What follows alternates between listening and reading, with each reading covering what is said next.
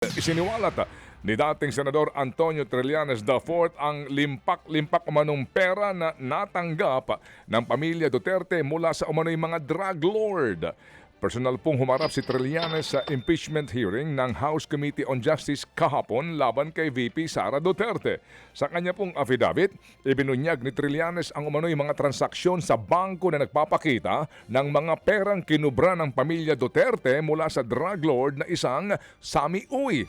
Aabot daw po sa 2.4 bilyong piso ang natanggap ng pamilya Duterte mula sa mga drug lords simula noong 2003 hanggang 2016. Kabilang umano sa tumanggap ng pera ang magkakapatid na sina VP Sara, Congressman Paulo Duterte at Mayor Baste Duterte.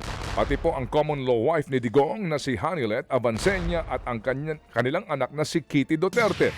Sinubukan po namang ikumpara ni mamamayang Liberal Party List Representative Leila de Lima ang ilang random transactions mula sa dokumentong na hawak ni Trillanes at sa record po naman ng Anti-Money Laundering Council o AMLAC. Dito ho, nakumpirma mismo ng AMLAC na tugma sa mga records nila ang ilan sa mga transaksyon na nilalaman ng mga dokumentong hawak ni Trillanes. Ang kopya ng summary ng mga transaksyon sa bangko na nagpapakita ng mga payout ng kilalang drug lord na si Sami Uy, kina Sara Duterte at sa mga malalapit na miyembro ng kanyang pamilya ay kalakip dito at ginawang bahagi ng salaysay na ito bilang Annex I. Si Sami Uy ay isang kilalang political contributor ni Rodrigo Duterte at kilalang kasama o kasosyo ni Michael Yang. Bukod sa mga dokumentong may kaugnayan sa mga accounts ni Rodrigo Duterte, binigyan din ako ni Ginoong de Mesa ng mga dokumentong nagpapakita ng mga bank accounts at bank transactions ng mga anak, manugang at common law wife ni Duterte na sina Sara Duterte, Paulo Pulong Duterte, Sebastian Baste Duterte, Maneses Manscarpio, Shelito Hanilet Abansenia, kasama ang kanyang anak na si Veronica Kitty.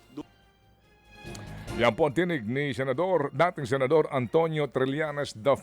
Kami po'y naghihintay pa rin po sa pahayag ng pamilya Duterte sa akusasyon na ito. Sa kaugnay na balita, bilyon-bilyong pisong halaga din ang kaduda-duda daw na mga transaksyon sa mga bank accounts ni na Vice President Sara Duterte at ng asawa nitong si Man Scarpio ang nabisto sa pagdinig ng Kamara kahapon. Gaya ng unang pagdinig, absent muli ang Vice Presidente sa impeachment hearing.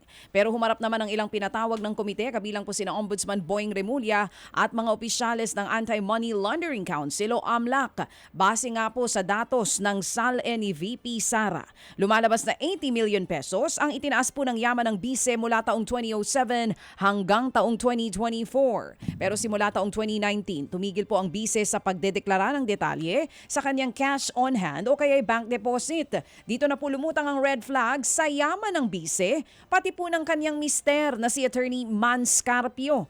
Isa sa pinuna ng AMLAC ang 6.7 billion pesos na halaga po ng bank transactions ng mag-asawa. Sa transaksyong yan, 3.77 billion pesos ang nakita sa accounts ni VP Sara habang 2.99 billion pesos ang kay Attorney Carpio. Ang tanong ng ating mga kongresista, paanong bilyones ang transaksyon ng bise kung milyon lamang ang kanyang net worth? Hindi ho magbabangga doon po sa kabuuan ng kanya pong net worth at 88 million at doon po sa mas maliit pa nga na mga net worth in a previous reporting. Sa 2024 SALN po, ang nakalagay na net worth nila ay 88 million lamang. Bilyonaryo pala sila. Sabi nga po ng isang wise man from the 3rd District of Manila kanina, di wow. Ang sabi naman po ng bakla na akbayan, sila na. Yan nga po ang sunurang tinig ni na Bicol Saro Party List Congressman Terry Ridon at Akbayan Congressman Percy Sendanya.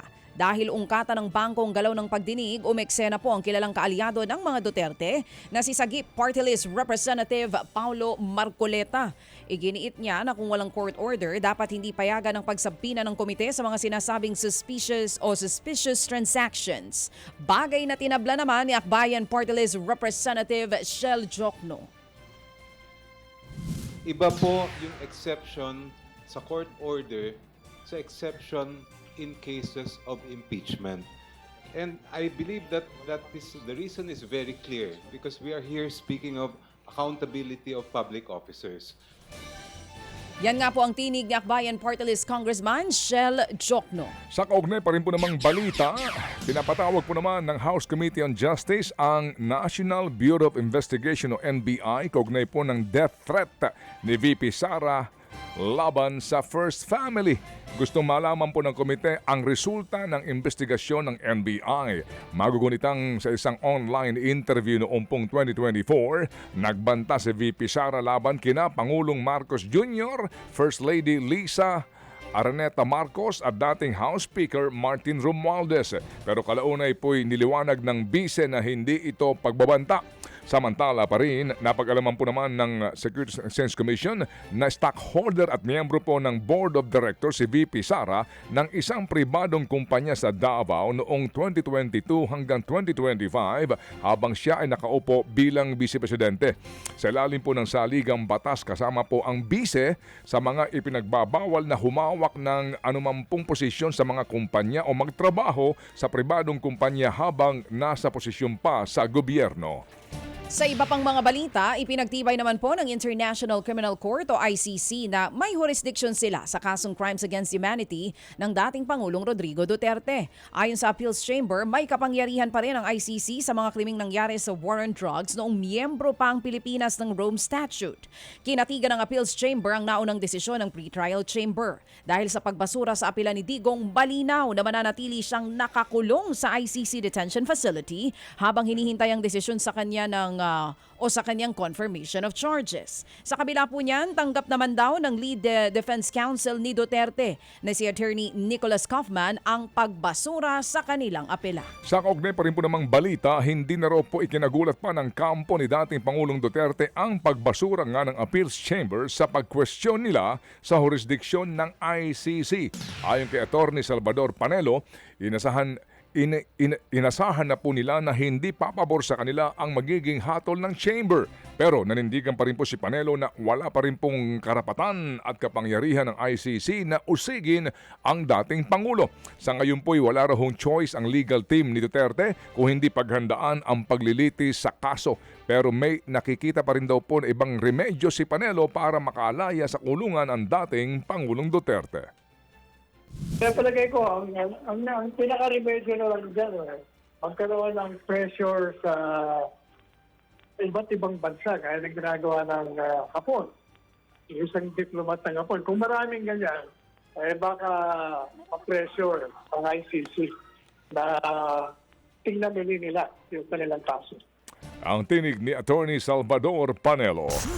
Mga kapatid, para sa iba pang mga balita at impormasyon, sundan niyo po kami sa X, Instagram, Facebook at syempre sa TikTok, True Network PH. Mag-subscribe din po kayo sa aming YouTube channel, True Network. May website din po tayo, truenetwork.ph, at pwede niyo rin po kaming mapanood sa Channel 19 ng aming True FM TV. Lagi pa rin makinig sa radyo dito po sa 105.9 True FM dahil dito, laging true sa'yo, kapatid. Tayo sa totoo, tunay at tapat.